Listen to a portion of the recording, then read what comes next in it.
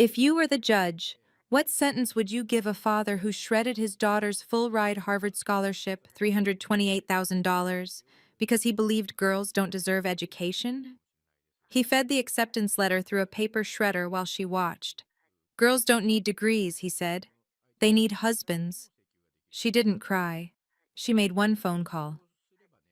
18 days later, at his own father's 80th birthday party, in front of 87 guests, every business partner he'd spent 30 years impressing, he learned that the man who built everything can also take it all away. Hi everyone. My name is Acacia Gilbert. I was 18 when my father destroyed my future, and 18 when my grandfather destroyed his. This is the story of a $12 million lesson in consequences. If you're watching this, please subscribe and let me know where you are watching from. Let me tell you about the Gilbert family dinner table. Every Sunday at 6 o'clock sharp, we gathered in the formal dining room of the guest house on my grandfather's estate in Hartford, Connecticut. My father sat at the head, always, even though it was technically Grandpa Harold's property. My mother Susan sat to his right, silent unless spoken to. My brothers Marcus and Tyler flanked the other side, and I sat at the far end, closest to the kitchen.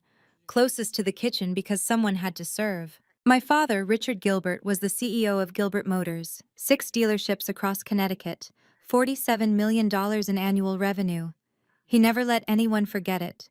Every conversation somehow circled back to the business, to his decisions, to his vision.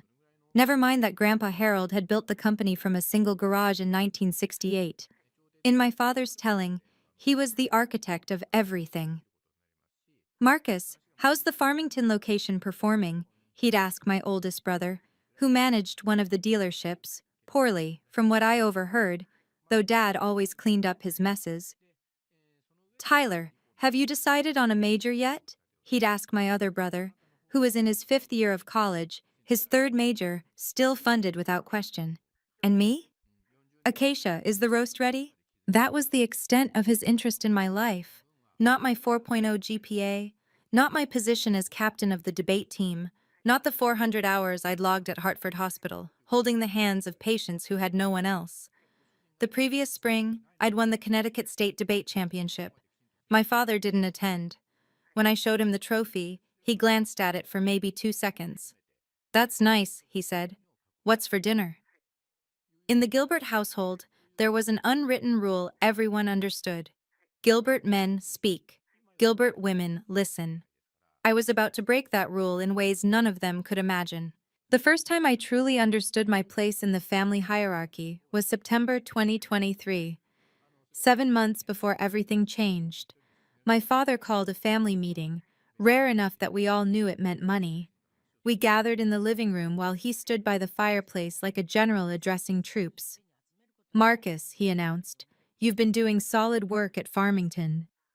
I'm giving you $15,000 for a new car, something that represents the Gilbert name." Marcus grinned. His solid work had included 3 customer complaints and a mishandled inventory order that cost the company $40,000. Dad had fixed it quietly. "Tyler," my father turned to my other brother. "I know this semester's been rough with the major change. Don't worry about the tuition. 52,000, it's handled." 5th year, 3rd major, no questions asked. Then silence. I waited. Surely he'd mentioned something about college applications. I was a senior after all. The deadlines were approaching. I'd been researching financial aid, scholarships, anything that might help since I knew better than to expect a blank check. "Dad," I finally said, "I wanted to talk about my college applications. The fees are coming up and I was wondering—" He cut me off without looking at me. "Girls don't need college, Acacia. I've already spoken with Bill Morrison. His son is looking to settle down. Good family, good business connections." Bill Morrison's son was 28, unemployed, and had been finding himself since high school. I'd met him once at a company picnic. He'd spent the entire conversation staring at my chest. "But Dad, The discussion is over." He turned to my mother. "Susan, what time is dinner?" My mother looked at her plate. She didn't say a word. That night, I applied to Harvard in secret. The $85 application fee came from my savings, money I'd earned tutoring middle schoolers in math. If my father wouldn't invest in my future, I'd invest in it myself. November 2023. A letter arrived that changed everything, though no one in my family knew it yet. I checked the mailbox before anyone else that day, a habit I'd developed since submitting my applications. The envelope was thin, which usually meant rejection. But the return address made my hands shake. Harvard College, Office of Admissions. I tore it open in the driveway, heart pounding. Dear Ms. Gilbert, based on your exceptional PSAT scores and academic record, we strongly encourage you to apply for early action admission. Students with your profile are exactly what Harvard seeks. It wasn't an acceptance. It was something almost better, an invitation. Harvard had noticed me. Harvard wanted me to apply. I read the letter 3 times, memorizing every word. Then I folded it carefully and slid it into my backpack. My father would never see it. That night, I started working on my application essay. The only place in our house with a lock was the bathroom, so that's where I wrote. Sitting on the cold tile floor at midnight, laptop balanced on my knees, trying to articulate 18 years of silence into 500 words. I learned to speak by learning when not to, I wrote. In my family, girls are seen, not heard. This essay is the first time I've truly used my voice. My English teacher, Mrs. Patterson, agreed to write my recommendation letter. She was the only adult who knew about my applications. Acacia, she said when I asked her, you have more potential than any student I've taught in 23 years. Don't let anyone tell you otherwise. She handed me her letter in a sealed envelope. I never read it, but I saw her eyes when she gave it to me, fierce, almost angry on my behalf. I submitted my Harvard application on November 15, 2023, at 11:47 p.m., using the school library's computer so it wouldn't show up in our home internet history. Then I waited, and I prayed my father would never find out. Every Sunday afternoon before the family dinner I dreaded, I spent 2 hours with the person I loved most in the world. Grandpa Harold lived in the main house of Gilbert Estate, a beautiful colonial that had been in the family since he bought it in 1972. My parents and brothers and I lived in the guest house on the same property, close enough to be convenient, far enough for my father to pretend he was independent. Grandpa had macular degeneration, which made reading difficult. So every week, I'd sit in his study and read to him newspapers, business journals, sometimes novels. He said my voice was soothing. I think he just liked the company. Tell me about school, he'd say, and unlike my father, he actually listened to the answers. I told him about debate tournaments, about my college essay, about the Harvard letter, though I swore him to secrecy. Your father doesn't know? He asked, his cloudy eyes sharp despite their condition. He'd destroy it, I said. He wants me to marry Bill Morrison's son. Grandpa was quiet for a long moment. Then he said something I didn't understand at the time. Acacia, when I established the family trust in 1978, I included a provision. The beneficiaries can be changed at any time, as long as I'm alive. He paused. I've always believed that legacy should go to those who deserve it, not those who simply expect it. I nodded, unsure why he was telling me this. Your father has been the primary beneficiary for 30 years, he continued. 70% of $12 million. But nothing is set in stone. Grandpa, I don't... He held up a hand. Just remember what I said. When the time comes, you'll understand. I didn't understand. Not then. But I would. Very soon. March 28th, 2024. 4:47 p.m. I remember the exact time because I looked at my phone right before I opened the mailbox. I was checking for a text from my study group, but what I found in that metal box made me forget everything else. The envelope was thick. In college admissions, thick envelopes mean yes. Thin envelopes mean no. This one was practically bursting. My hands trembled as I pulled it out. The return address, Harvard College, Office of Undergraduate Admissions. The weight of it felt like possibility. I stood in the driveway of Gilbert Estate, March wind cutting through my jacket, and opened the envelope that would change my life. Dear Ms. Gilbert, congratulations. It is with great pleasure that I inform you of your admission to Harvard College, class of 2028. I stopped breathing. Furthermore, based on your exceptional academic record and demonstrated financial need, you have been awarded the Harvard College Scholarship, covering full tuition, room, board, and expenses for 4 years, a total value of $328,000. $328,000. 4 years at Harvard, everything I'd ever worked for, right there in my hands. I read the first paragraph again, then again. My eyes blurred with tears I refused to let fall. I'd done it. Against every odd. Without any support, What's that? My father's voice cut through my joy like a blade. He was standing on the porch, home early from work, watching me with narrowed eyes. Before I could react, he was striding toward me, hand outstretched. Give it here. Dad, wait. He snatched the letter from my hands. His eyes scanned the page, and I watched his expression transform from curiosity to confusion to something I can only describe as rage. What the hell is this? Who gave you permission to apply to college? My father's voice was quiet. That was worse than yelling. When Richard Gilbert got quiet, it meant he was beyond angry. He was calculating. Dad, please, just look at it. Full scholarship, I won't cost you anything. That's not the point. He crumpled the edges of the letter in his fist. The point is you went behind my back. The point is you think you're better than your place in this family. My place? The words escaped before I could stop them. What place? Serving dinner? Marrying someone I don't love? His eyes went cold. Girls don't need degrees, Acacia. They need husbands. He turned and walked toward the house. I followed, pleading, bargaining, offering every argument I could think of. He didn't respond. He just walked straight to his home office, to the paper shredder beside his desk. Dad, please, please don't. He fed the letter into the machine. The sound it made, that grinding mechanical whir, I'll hear it for the rest of my life. I watched my future disappear into strips of confetti, $328,000 worth of opportunity turned into garbage. There. He brushed his hands together like he'd completed a minor chore. That's done. Now go help your mother with dinner. And don't ever do something this stupid again. I stood frozen in the doorway. My mother appeared behind me. I don't know how long she'd been there. Her eyes were red, her lips pressed tight, but she said nothing.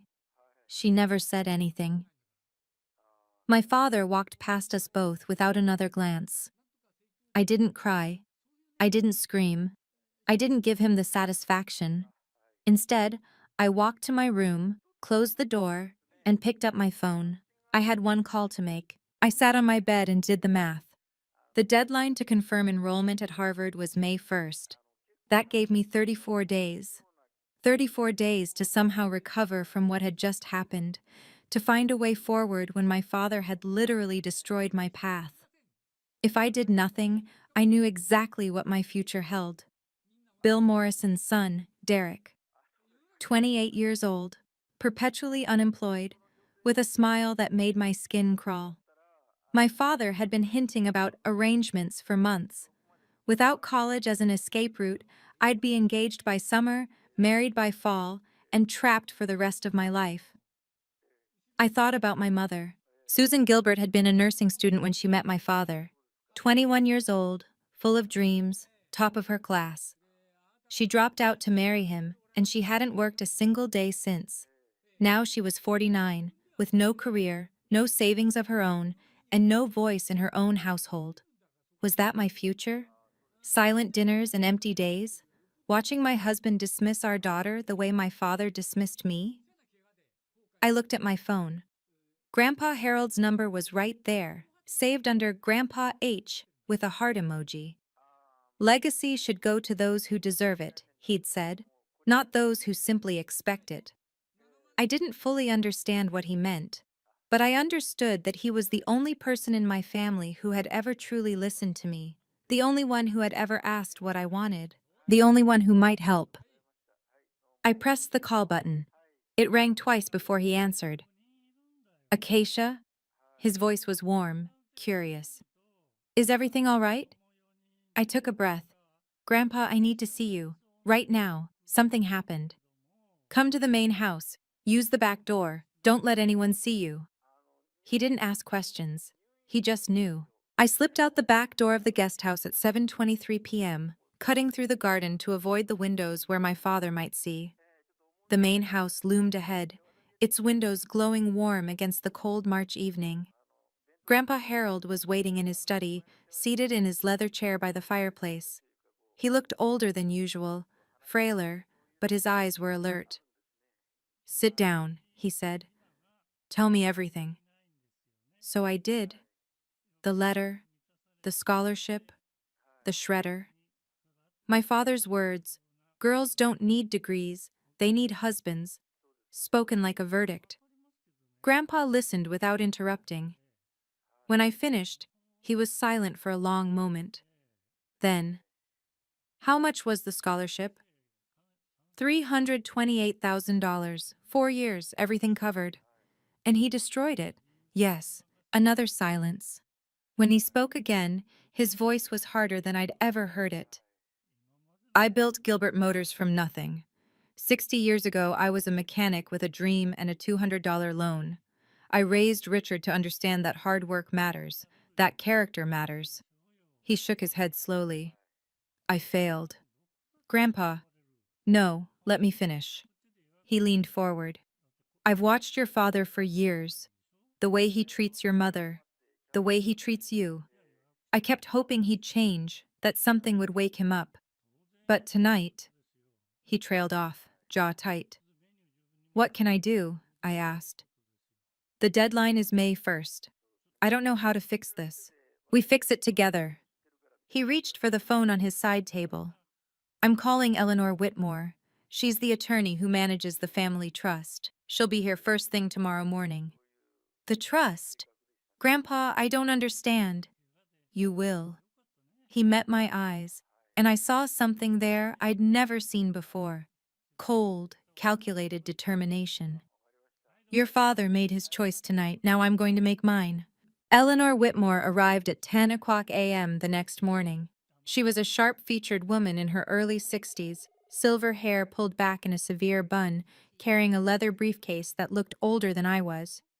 Grandpa had told me she'd managed the Gilbert Family Trust since 1998, 26 years of legal expertise at his service. Miss Gilbert, she shook my hand with a firm grip. Your grandfather has told me what happened. I'm sorry. We gathered in Grandpa's study, him in his chair, me on the sofa, Eleanor spreading documents across the coffee table. Let me explain the situation, she said. The Gilbert Family Trust was established in 1978. It's what we call a revocable living trust, which means Harold, as the grantor, can modify the beneficiaries at any time during his lifetime. She pulled out a document. Currently, Richard is the primary beneficiary at 70%. That's approximately $8.6 million. Marcus and Tyler each receive 15%. And Acacia? Grandpa asked. Eleanor's expression tightened. Nothing. She was excluded when the trust was last updated in 2005. She glanced at me. Because she was female. The words hung in the air. I'd known, of course, but hearing it stated so plainly still stung. That changes today, Grandpa said. Draw up new documents. Acacia becomes the primary beneficiary, 70%. Harold, are you certain? Richard will learn that actions have consequences. Grandpa's voice was steel. Something I should have taught him 40 years ago. Eleanor nodded slowly. I can have the paperwork ready by April 12th, 3 days before your birthday party. Perfect. Grandpa turned to me. Your father's 80th birthday party. 87 guests. Every business partner, every board member, Everyone he's ever tried to impress. A thin smile crossed his face. That's when he'll learn what his choices have cost him. I stared at my grandfather, seeing him clearly for the first time. He'd been planning something like this for years. He'd just been waiting for the right moment. There's one more thing we need to address, Eleanor said, pulling another folder from her briefcase. The Harvard situation. I'd almost forgotten. The shredded letter, the destroyed proof of my acceptance. Without documentation, how could I even prove I'd been admitted? Harvard keeps records, Eleanor continued. Your acceptance is in their system regardless of what happened to the physical letter, but you'll need to contact them directly to request a duplicate. Will they send one? They deal with lost mail all the time. Explain that your letter was damaged, you don't need to go into details, and request both an email confirmation and a new hard copy. She wrote something on a legal pad and handed it to me. Here's the admissions office number. Call Monday morning. Grandpa leaned forward. Have them send the new letter here, to the main house, not to your parents' address. Smart. If another Harvard envelope showed up at the guest house, my father would destroy it too. One more thing, Eleanor said, her tone careful. Acacia, I want you to understand the legal implications of what's about to happen. When Harold changes the trust beneficiaries, Richard will lose approximately $8.6 million. That's not something he'll accept quietly. I know. He may contest, he may threaten, he may try to manipulate your grandfather into reversing the decision. She looked at me steadily. Are you prepared for that? I thought about my mother's silence, my brother's indifference, my father's cruelty, 18 years of being invisible in my own family. Yes, I said. I'm prepared. Eleanor nodded. Good. Then we proceed. She began gathering her documents. I'll have everything ready for Harold's signature by April 12th. The announcement will be at the birthday party on the 15th. 3 days to prepare. 18 days since my future was destroyed. And now, a new future was taking shape. April 2nd, 2024, 9:15 a.m. I sat in Grandpa's study with my phone pressed to my ear, heart hammering as the line connected to Harvard's Office of Undergraduate Admissions. Harvard College Admissions, this is Jennifer. How may I help you? I'd rehearsed this conversation a dozen times, but my voice still trembled. Hi, my name is Acacia Gilbert. I was admitted for the class of 2028, and I received my acceptance letter on March 28th. Unfortunately, it was damaged. I'm calling to request a replacement. Of course, let me pull up your file. Keys clicked in the background. Gilbert, Acacia? Yes, here you are. Congratulations on your admission and your scholarship award. The words hit me like sunlight. It was real. It was still real. I can send a digital confirmation to your email immediately, Jennifer continued. For the physical letter, we can expedite via FedEx. What address should we use? I gave her Grandpa's address at the main house, spelling it carefully. Perfect. You should receive the email within the hour and the hard copy within 2 business days. Is there anything else I can help with? Just one question. I gripped the phone tighter. The scholarship, it's still valid? The deadline to confirm enrollment is May 1st, and I want to make sure. Absolutely. Your scholarship is fully intact, and your enrollment deadline hasn't changed. You have until May 1st to confirm. A pause. Miss Gilbert, is everything okay? You sound worried. I almost laughed. Worried was an understatement. Everything's fine now, I said.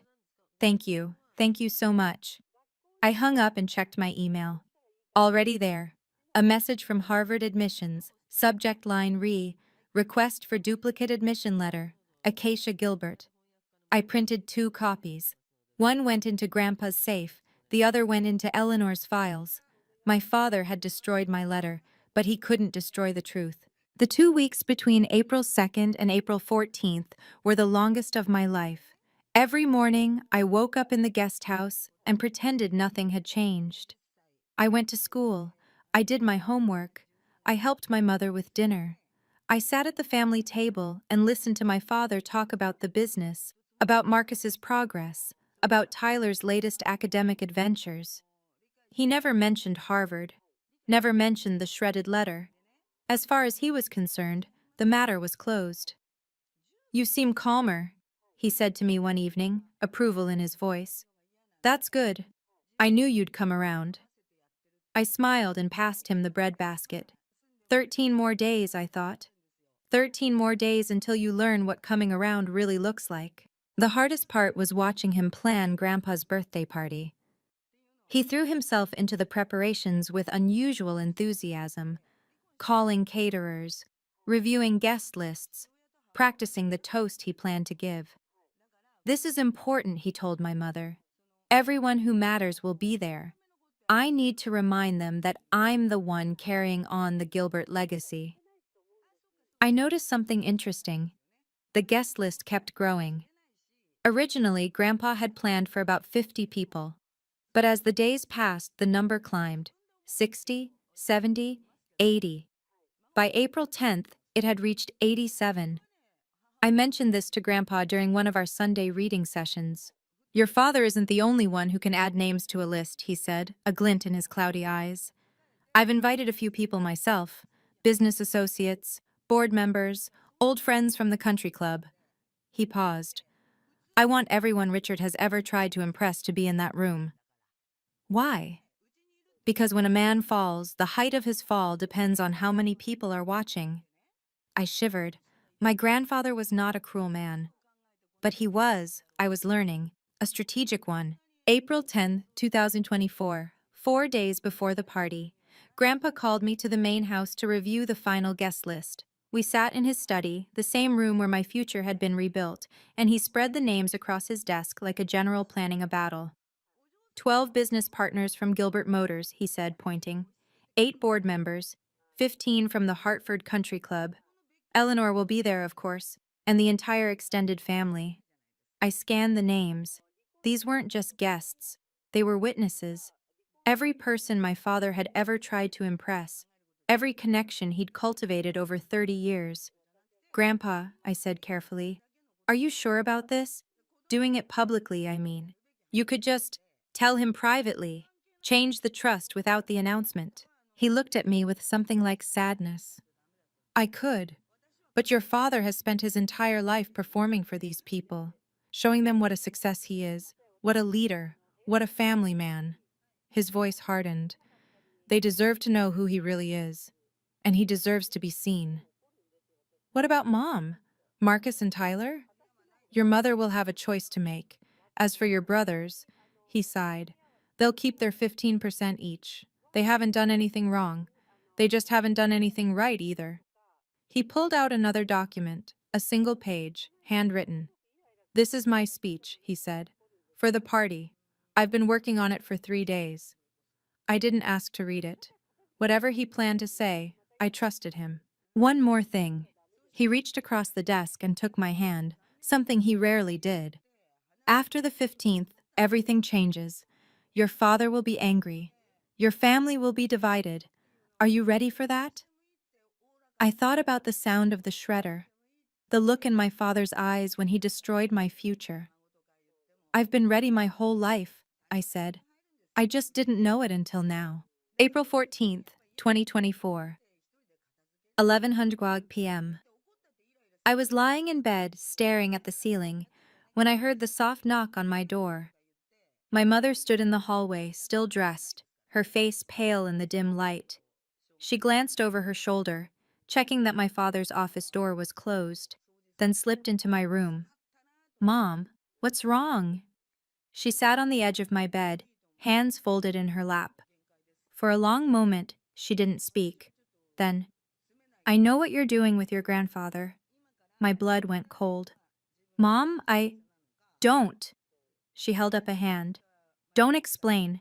Don't apologize. I'm not here to stop you." I stared at her, trying to read her expression. My mother had been silent my entire life, compliant, obedient, invisible. I'd never seen her like this. "How did you know?" "I've been married to your father for 28 years. I know when he's about to lose something." A bitter smile crossed her face. "And I know when he deserves to."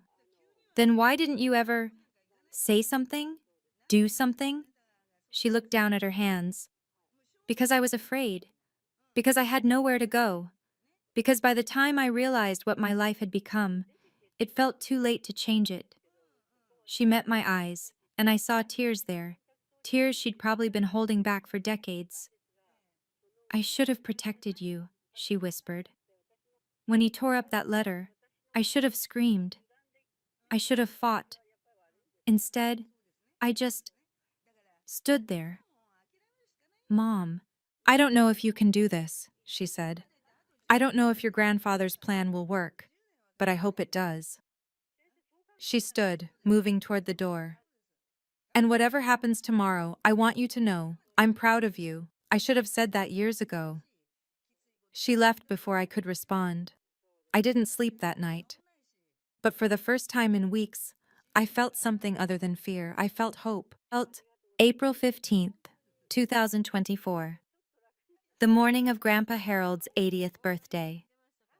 I woke at 6 o'clock a.m. after maybe 2 hours of sleep, my stomach tight with anticipation.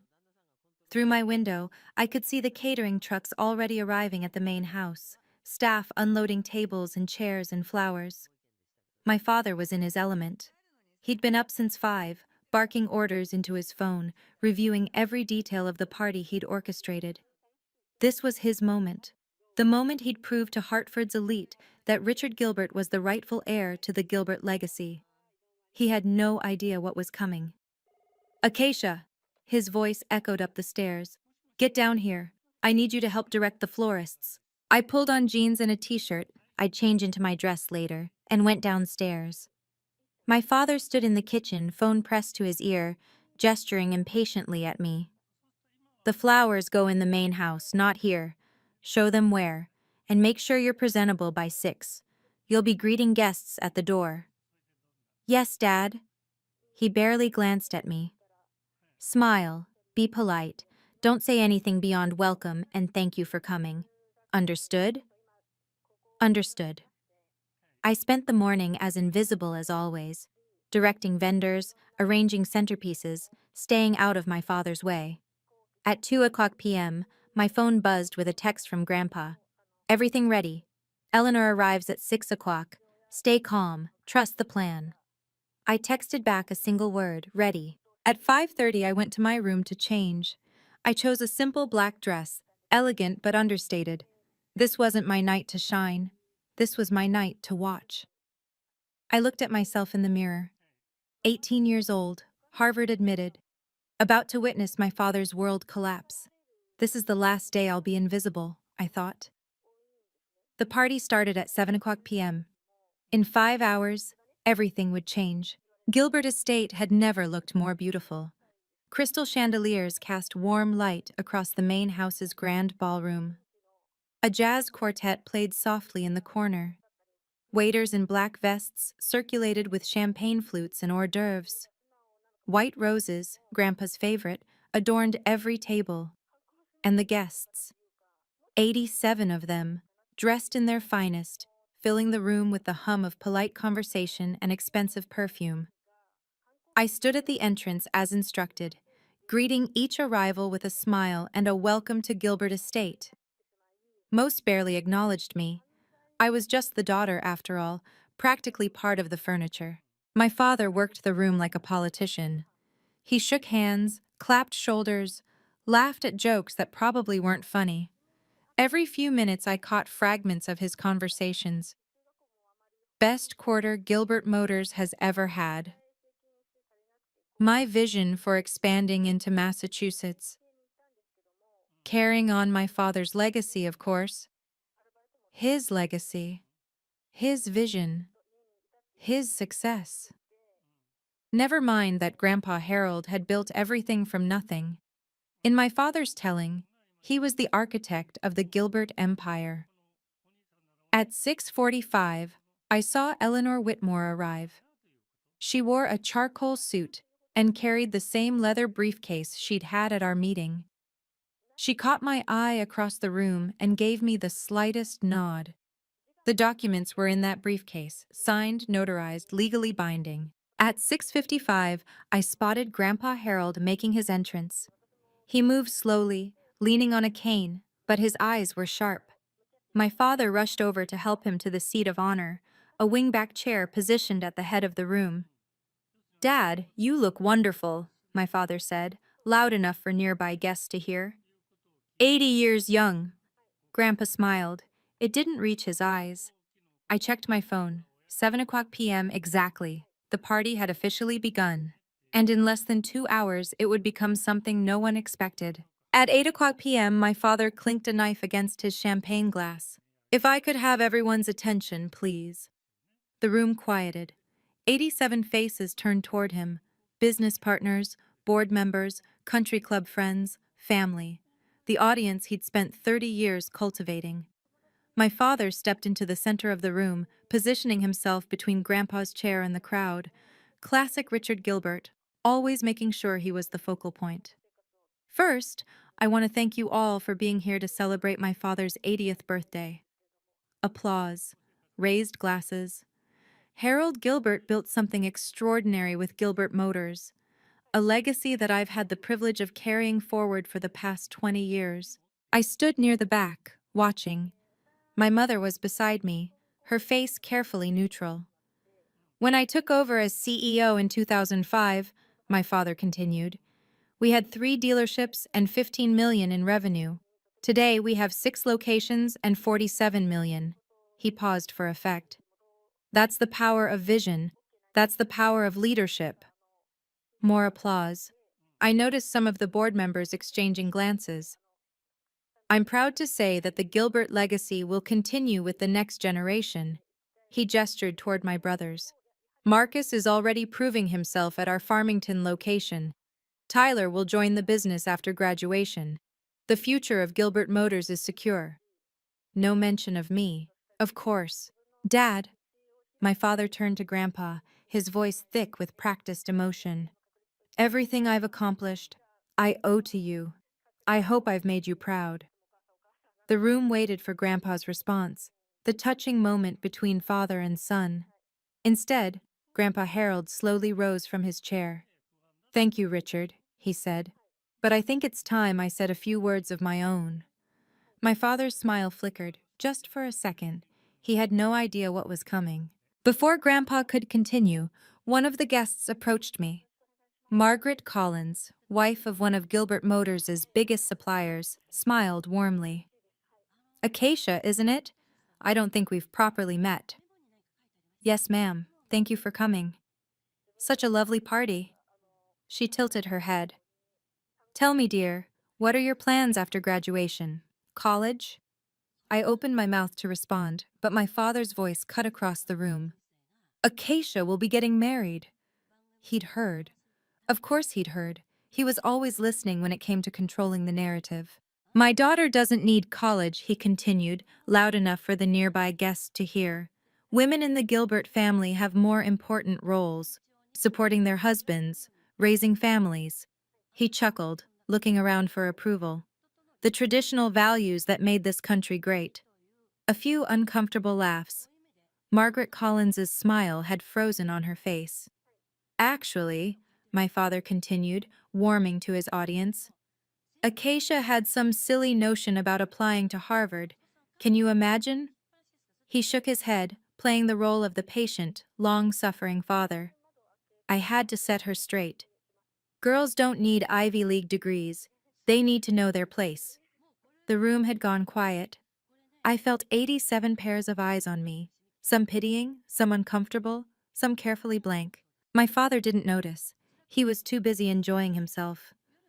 "I handled it," he said, winking at a nearby business partner. "That's what fathers do, guide their children toward appropriate futures." I didn't blush. I didn't look away. I met his eyes and thought, "You have no idea what you just did." Because across the room, I saw Grandpa Harold's expression change. He'd been waiting for the right moment. My father had just given it to him. Grandpa stood. "Richard." His voice cut through the murmurs like a blade. "I think you've said enough." The room went silent. Grandpa Harold stood at his full height, still impressive despite his 80 years, and looked at his son with an expression I'd never seen before. Not anger exactly. Something colder. disappointment crystallized into resolve. "I'd like to say a few words," Grandpa said, "if you'll all indulge an old man on his birthday." My father's smile wavered. "Of course, Dad. The floor is yours." Grandpa moved slowly to the center of the room, positioning himself where my father had stood moments before. The crowd shifted, reorienting around him. 60 years ago," he began, "I was a 20-year-old mechanic with $200 and a dream. I built Gilbert Motors from nothing.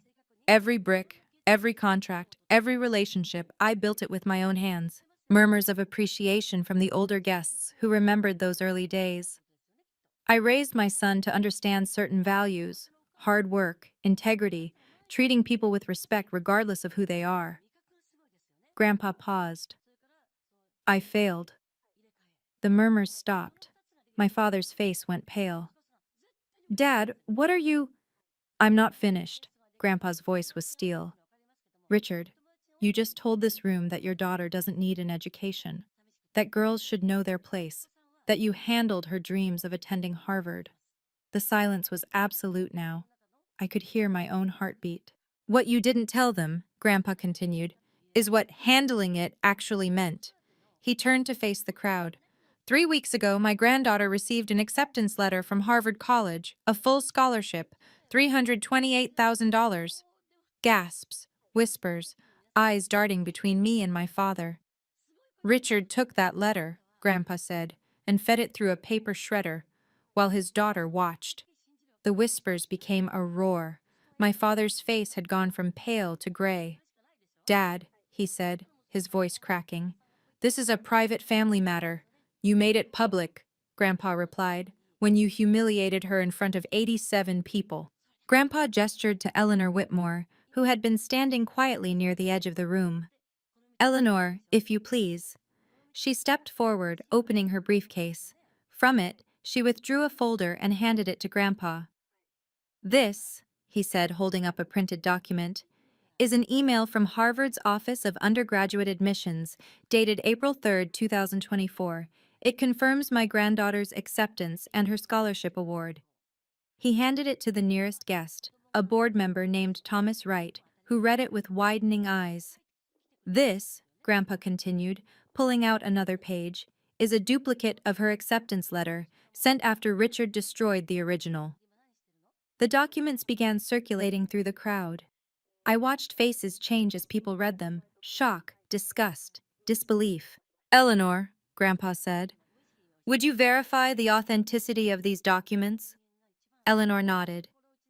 "I personally contacted Harvard's admissions office. These documents are genuine. Acacia Gilbert was admitted to the class of 2028 with a full scholarship valued at $328,000. My father lunged forward. "This is ridiculous. Dad, you can't possibly—" "I can." Grandpa's voice was ice. "And I will." He turned back to the crowd. "I built Gilbert Motors on the principle that a person's worth is measured by their actions, not their gender. My son has spent 30 years pretending to uphold those values while treating his wife and daughter like property." "Dad, please!" My father's voice had taken on a desperate edge. "This is a family matter. We can discuss this privately." "You had 18 years to discuss it privately." Grandpa looked at him with something like pity. "You chose to destroy your daughter's future instead." The room was utterly still. 87 witnesses to my father's unmasking. And Grandpa wasn't finished yet. "Eleanor," he said, "please read the relevant sections of the document I signed on April 12th. My father's face went white. Eleanor withdrew a final document from her briefcase, thick, official, bearing the seal of a notary public. "This is an amendment to the Gilbert Family Trust," she announced, her voice carrying across the silent room. "Executed on April 12th, 2024, and properly witnessed and notarized." My father took a step backward, as if the words were physical blows. "The amendment reads as follows," Eleanor continued. "Effective immediately, the primary beneficiary of the Gilbert Family Trust is changed from Richard Harold Gilbert to Acacia Marie Gilbert. The allocation is revised as follows. Acacia Marie Gilbert shall receive 70% of all trust assets. Marcus Richard Gilbert and Tyler James Gilbert shall each retain 15%, 70%, $8.6 million. The number hung in the air like a thunderclap. Richard Harold Gilbert, Eleanor concluded, is hereby removed as a beneficiary of the trust entirely. The explosion came immediately. You can't do this! My father's voice cracked, all pretense of composure gone. I'm your son! I've given everything to this family. You've given nothing, Grandpa replied quietly. You've taken from the company, from your wife, from your daughter. You've taken credit for work you didn't do and destroyed opportunities you didn't deserve to control. I'll contest this. I'll get lawyers. You can try. Grandpa's voice was weary now. But Eleanor will tell you that a revocable living trust can be modified by the grantor at any time. This is perfectly legal and perfectly final. I watched my father's face cycle through emotions, rage, desperation, calculation, and finally, something I'd never seen there before. Fear. He looked around the room at the people he'd spent 30 years impressing. The business partners, the board members, the country club friends. Every single one of them was looking at him like they'd never seen him before. Because they hadn't. Not really. Until now. My father turned on me. You! His voice shook with rage. You did this! You poisoned him against me! I met his eyes. For the first time in my life, I didn't look away. I didn't poison anyone, Dad. I told the truth.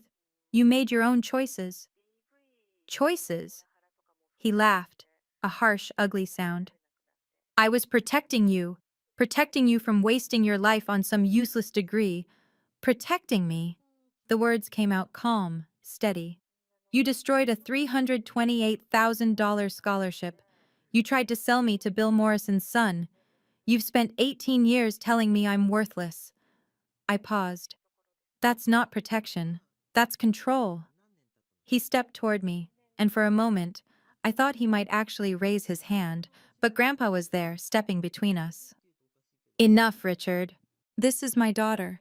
She's my granddaughter, and she's worth more than you ever gave her credit for. Grandpa's voice softened slightly. I wanted to believe you'd change, that you'd see what you were doing, but tonight, you stood in front of 87 people and bragged about destroying her future. I was trying to guide her. You were trying to own her. Grandpa shook his head. Just like you've tried to own everything. The company I built, the legacy I created, the family I raised. He looked at his son with profound sadness. I gave you everything, Richard, and you learned nothing. The room remained frozen. I could see guests whispering to each other, some already edging toward the exits. My father's carefully constructed world was crumbling in real time, and there was one more blow to come. There's something else, Grandpa said, about your living arrangements. My father's face, already gray, went ashen. What about them? Gilbert Estate belongs to me, including the guest house where you live. The final piece of the puzzle clicked into place. You have 30 days to vacate the property. The words landed like a physical blow. My father actually staggered. You can't. I've lived there for 20 years. On my property, in my house, by my generosity. Grandpa's voice was firm, but not cruel. That generosity has limits, Richard. You've reached them. Where am I supposed to go? That's no longer my concern. I watched my father's face crumble. He'd built his entire identity around Gilbert Estate, the address, the prestige, the proximity to power. Losing the trust was devastating. Losing his home was annihilation. Then something unexpected happened. My mother stepped forward. Harold. Her voice was quiet but steady. Steadier than I'd ever heard it. I'd like to stay, with Acacia, if you'll allow it. Every head in the room turned toward her. My father's expression shifted from despair to betrayal. Susan, what are you doing? She looked at him, really looked at him, for what might have been the first time in years. I'm choosing our daughter, Richard, something I should have done a long time ago. You can't be serious. After everything you've done? Her voice rose slightly. You've controlled every aspect of my life for 28 years. What I wear, what I say, who I talk to. You turned me into a ghost in my own home. She took a breath. I won't let you do the same thing to Acacia. The silence that followed was absolute. My mother, quiet, compliant, invisible Susan Gilbert, had finally found her voice. Grandpa nodded slowly. You're welcome to stay as long as you need, Susan. Both of you. My father looked between us, his wife, his daughter, his father, and seemed to realize, perhaps for the first time, that he was alone. Completely alone. Without another word, he turned and walked out of the party. No one tried to stop him. If you're watching this and thinking, I wish I had someone like Grandpa Harold in my corner, I hear you. Sometimes the people who should protect us don't. Sometimes we have to find our own champions, or become our own. Drop a comment and tell me, has anyone ever stood up for you when you couldn't stand up for yourself? And if you want to see what happened after that night, hit subscribe and stay with me. The story isn't over yet.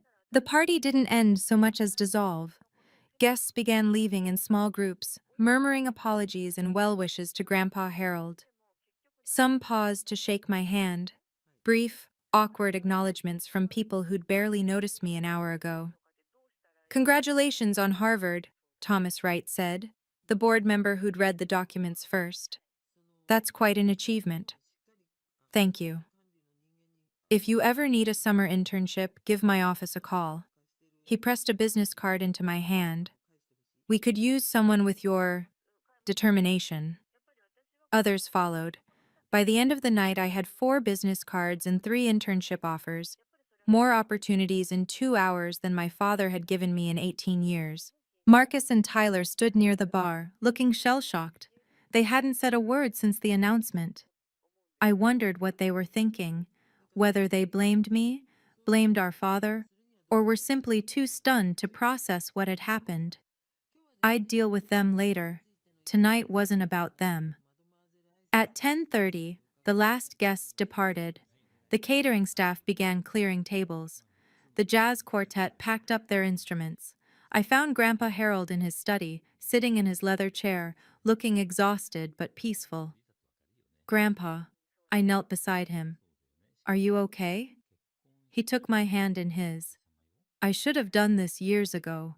I kept hoping Richard would change, that he'd see what he was doing. He sighed. I was a coward. You weren't, you?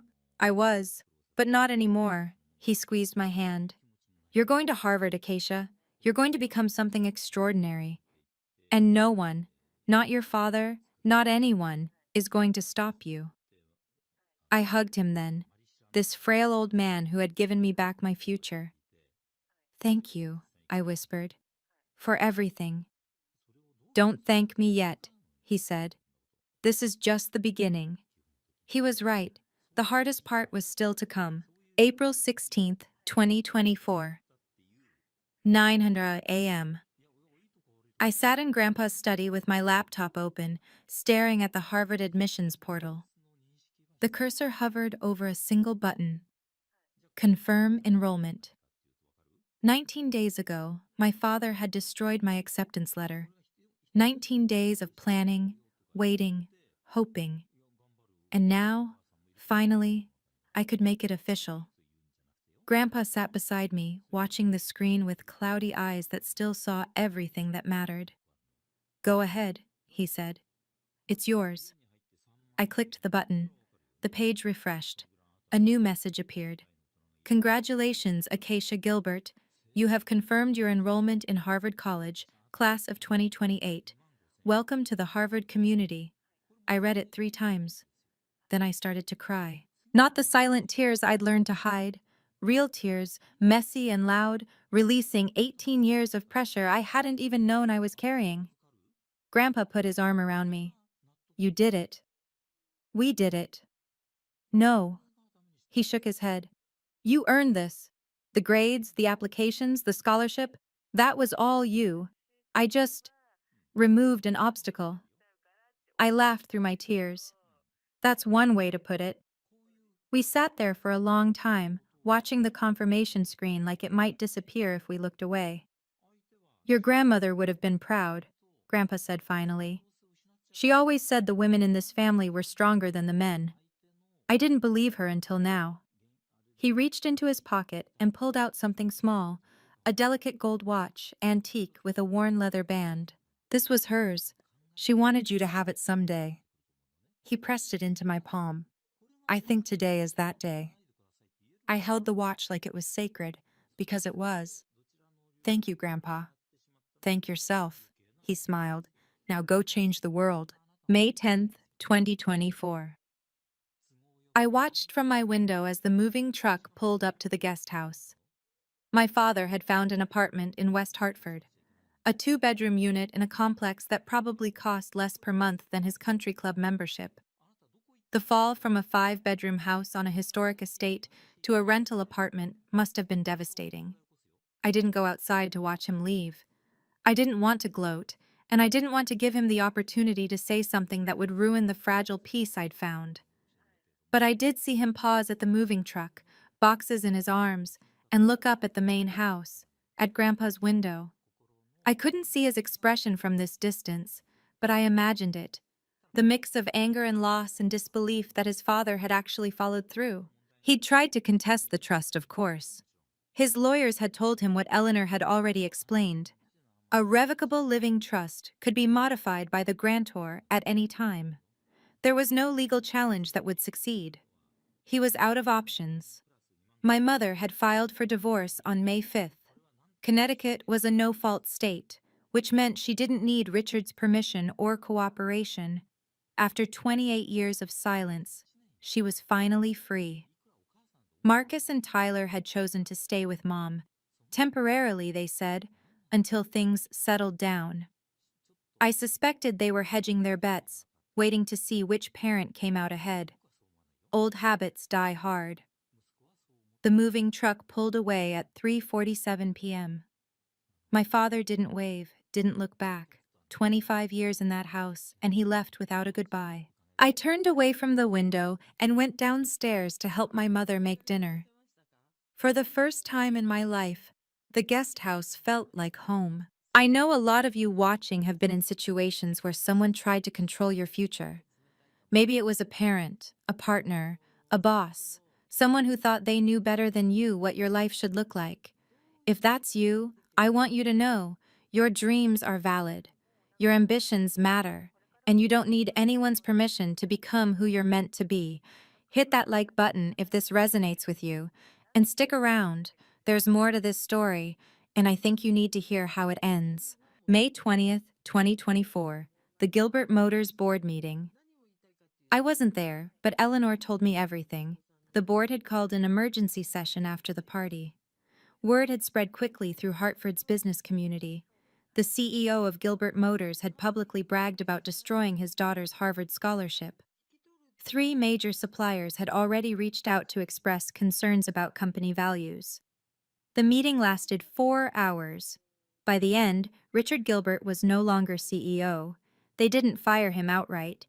That would have been too messy, too public. Instead, they created a new position, Senior Advisor, a title with no authority, no direct reports, and no seat at the executive table. Marcus was appointed interim CEO, with heavy oversight from the board. He was 24, inexperienced, and terrified, but he was also untainted by his father's scandal. The board's statement, released to local media, was carefully worded. Gilbert Motors is committed to values of integrity, respect, and equal opportunity. Recent events have prompted a leadership transition to better reflect these principles. Translation: Richard Gilbert had become a liability. 2 of the company's largest supplier contracts were renegotiated at less favorable terms, a combined loss of about $2.3 million annually. The Hartford Business Journal ran a small piece about the leadership shakeup, carefully not mentioning the party or the shredded letter, but everyone knew. In Hartford's tight-knit business community, everyone always knew. My father went from CEO to pariah in 35 days. He still had his salary, reduced, and his title, meaningless. But he'd lost everything that actually mattered to him: status, respect, control. I didn't feel triumphant when Eleanor told me. I felt tired. This wasn't revenge. It was consequences. There's a difference. My father had spent his whole life believing actions didn't have consequences, not for him, not for Gilbert men. He was learning otherwise. The ripples spread further than I expected. By June, my father had been quietly removed from the Hartford Country Club's board of directors. The official reason was time constraints due to professional transitions. The real reason was that no one wanted to be associated with him anymore. 3 families who'd been regular dinner guests for years stopped accepting invitations. Business partners who'd laughed at his jokes and praised his leadership now found reasons to be unavailable. Richard Gilbert, who had spent 30 years building a network of influence, watched it evaporate in 30 days. Meanwhile, my life was changing in the opposite direction. Thomas Wright's internship offer turned out to be genuine. His investment firm wanted me for the summer before Harvard. Real work, real pay, real experience.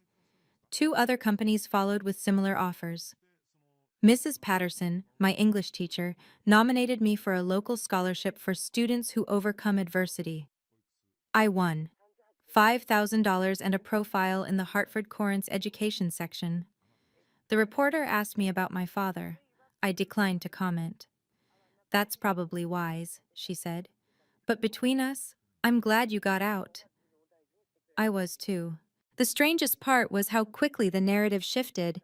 At the party, I'd been the invisible daughter, barely worth acknowledging. Now I was the Gilbert girl who got into Harvard, the one who stood up to her father, Harold's granddaughter, you know, the smart one. I hadn't changed. My accomplishments were the same ones I'd had for years. The only difference was that now people were paying attention. It made me realize something important. I'd spent 18 years trying to earn my father's approval, trying to prove I was worthy of his attention. I'd been asking the wrong person. The people worth impressing had been there all along.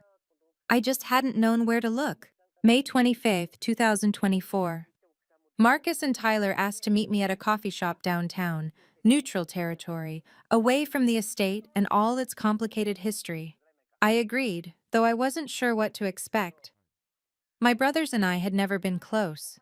They'd grown up in a different world than me, the world of Gilbert men, where everything was handed to them and nothing was expected in return. Marcus spoke first. He looked older than his 24 years, weighed down by a CEO title he'd never wanted and wasn't prepared for. "I wanted to apologize," he said. "For everything, I guess. For never saying anything when Dad treated you like that." Tyler nodded, staring into his coffee. "We should have stood up for you. We knew it was wrong. We just didn't want to rock the boat," I finished. "Yeah," Marcus sighed. "That's exactly it. And now the boat's capsized anyway, and we're all just floating." I considered my response carefully. These were my brothers. We shared blood, history, a last name, but we'd never shared understanding. "I don't need apologies," I said finally. "Apologies are just words. What I need is for you to be different, to treat women, your future wives, your daughters, your colleagues, like they're actual human beings." "We will," Tyler said quickly. "Don't tell me, show me, over years, not weeks."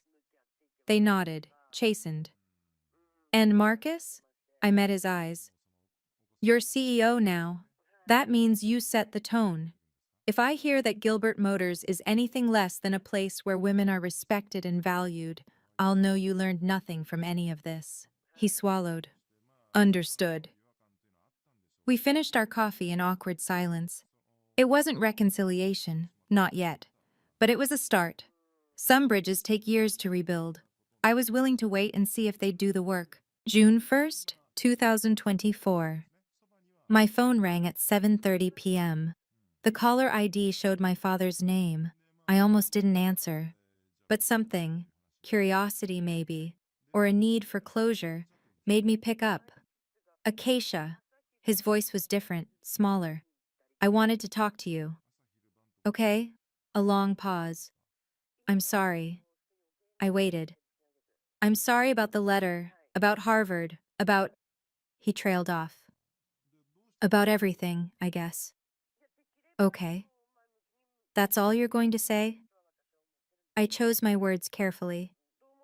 Dad, I appreciate you calling, but an apology isn't just saying sorry. It's understanding what you did wrong. I know what I did wrong. Do you? Because what I heard just now was, I'm sorry about everything. That's not an apology. That's a blanket statement designed to make you feel better without actually acknowledging anything specific. Silence. You destroyed my future because I was born female, I continued. You told me for 18 years that I was worthless. You tried to sell me into a marriage I didn't want. And when I found a way out, when I earned something incredible entirely on my own, you literally shredded it. I was trying to protect you. No. You were trying to control me. There's a difference. More silence. I could hear him breathing, struggling to find words. I don't hate you, I said finally. But I don't trust you either. And I won't pretend everything's fine just to make family dinners less awkward.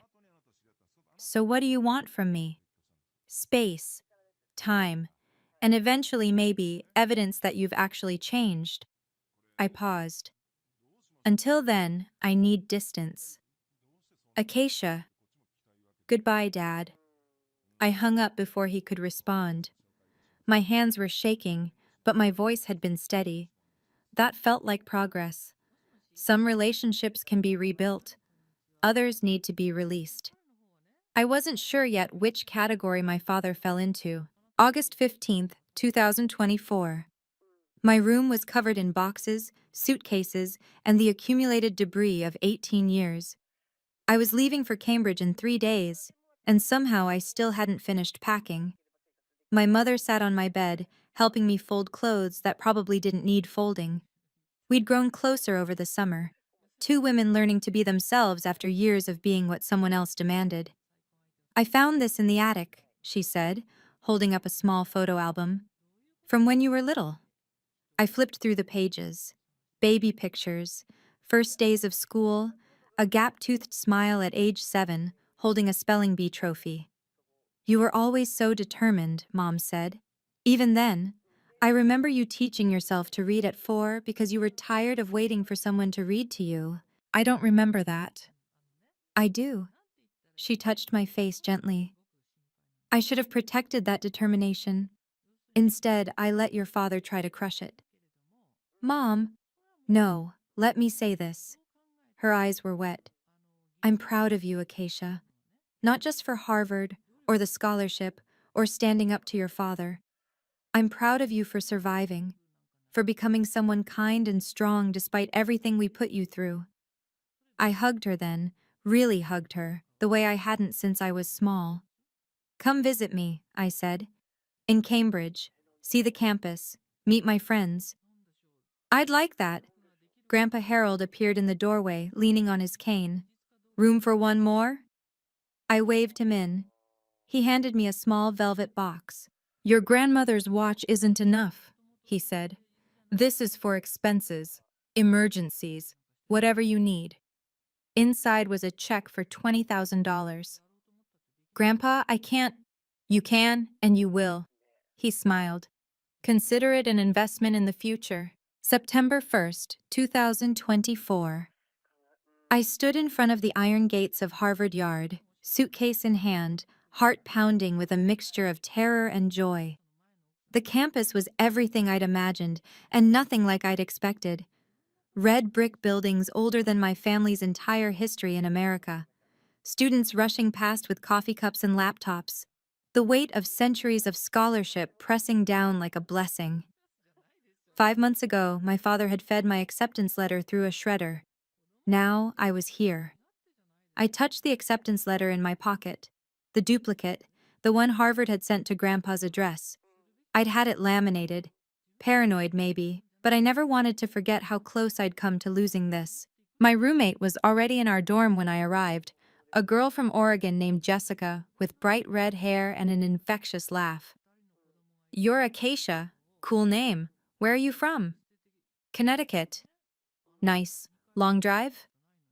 Long journey, I said. You have no idea. That night, after unpacking an orientation and a dining hall dinner that felt surreal, I sat by my window and texted Grandpa, I'm here. I made it. His response came quickly. I knew you would. Now make it count. I looked out at the campus, the lights, the history, the promise of everything I'd worked for finally within reach. I thought about the sound of the shredder, the look in my father's eyes, the 18 years of being told I was worthless.